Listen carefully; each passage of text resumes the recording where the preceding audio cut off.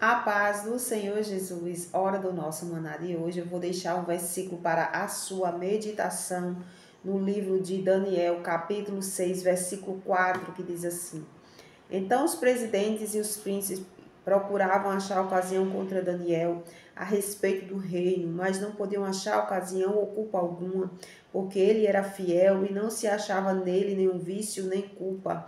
Amém. Apenas este versículo.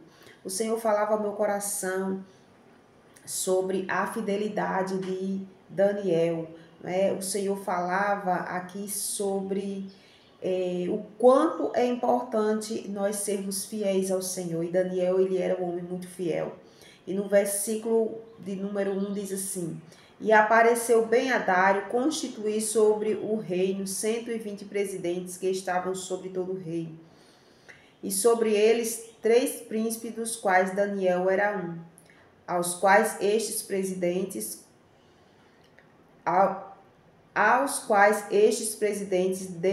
desse conta para que o reino não sofresse dano.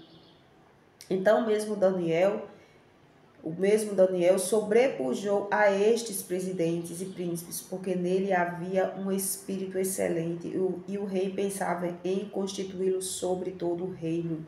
Ou seja, Daniel, ele tinha uma sabedoria muito grande. Ele, desde quando Daniel, eu acredito, a Bíblia não fala, mas eu acredito que desde quando Daniel nasceu, que o Senhor já dava uma sabedoria muito grande a ele. E aqui a Bíblia fala de espírito excelente, né? E o Senhor, ele falava sobre a fidelidade, né? A fidelidade desse homem era algo que causava inveja. E no versículo 4 vai dizer que Daniel era um homem fiel, não se achava nenhuma situação errada na vida daquele homem, né? E por causa disso, por causa destas grandes qualidades, aqueles presidentes, a Bíblia está nos dizendo aqui no versículo 1, e pareceu Ben-Hadário constituir sobre o reino 120 presidentes que estivessem sobre todo o reino, ou seja, eram homens poderosos. Esses homens poderosos que já estavam ali no poder sentiram inveja, porque a sabedoria de Daniel era muito grande. Era muito grande, e ali eles tiveram inveja. Eles não tinham necessidade de sentir essa inveja, porque eles já tinham o lugar deles, não é? Mas a sabedoria, a fidelidade, o amor a Deus e o desejo de fazer tudo, o desejo, meus irmãos, de fazer tudo direitinho, fez com que aqueles homens sentissem aquela inveja, né? Fez com que aqueles homens passassem o seu tempo procurando como tirar Daniel do meio deles, né? Porém, a fidelidade trouxe um grande livramento, né? A nossa fidelidade, meus irmãos, traz livramento. Quando nós somos fiéis ao Senhor em tudo, quando o Senhor permite que o inimigo venha com suas bandejas e ali, por amor a Ele, a gente diz que não. Por amor a Deus, por amor à salvação que Ele nos deu, por amor à limpeza de Deus, porque tudo é por Deus e para Deus, não é? O Senhor dá livramento. Veja o quanto aquele homem foi fiel de uma tal forma. Aqui neste capítulo 6 fala que Daniel foi, por causa disso, por ele ser um homem sábio, por ele fazer tudo direitinho, por causa disso ele foi parar na cova, né? Na cova dos leões. Porém, Deus deu um grande livramento por causa da fidelidade daquele homem. Aqueles homens que estavam ali sentiram inveja, acharam a todo custo que iria tirar Daniel, não é, ali do meio, porque tem pessoas, meus irmãos, que não sabem lidar com a sabedoria do próximo, não sabe lidar com a vitória do próximo, né? Aqui, meus irmãos, nós entendemos que estes homens eram o povo lá da Babilônia, estes homens, eles não serviam a Deus, não é? Aqui a gente pode até entender. E o que dizer de pessoas que congregam na mesma igreja, pessoas que diz que é crente, pessoas que diz que serve ao Senhor, quando elas vê que você tem um espírito excelente, que nós já sabemos o que é, né, o significado desse espírito excelente, né, quando eles veem em você sabedoria, quando eles veem que Deus está te abençoando e pessoas assim começam a sentir inveja. Por quê? Porque foram pessoas que não foram tratadas, né, lá desde o começo da sua fé, não foram tratadas, porque nós sabemos que na igreja existe muitas pessoas de todas as formas e muitas delas não aproveitam a oportunidade para se limpar, para se libertar. Elas vão para a igreja e permanecem lá do mesmo jeito. Elas não fazem ali tem um encontro com Deus, porque a pessoa que tem inveja, a pessoa que fica do mesmo jeito quando estava lá no mundo, ela não teve, ela pode passar 100 anos na igreja, mas se ela não buscou o encontro com Deus, se ela não buscou ser liberta, ela não tem essa libertação. Ela não tem, ela pode ir para o culto todos os dias, ela pode jejuar todos os dias, ela pode ler a Bíblia todo dia, mas ela não teve o encontro. E o que é esse encontro verdadeiro com Deus? É quando você vai à presença do Senhor e ali você conta o que tem no seu coração. Alguém pode dizer, meu Deus, mas eu tenho vergonha.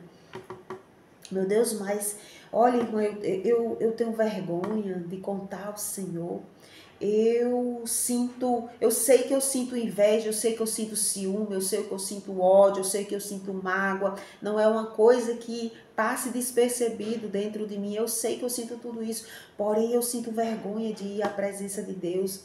Meus irmãos, que a gente não tenha vergonha de ir à presença de Deus para pedir ao Senhor que venha tirar a mágoa do nosso coração.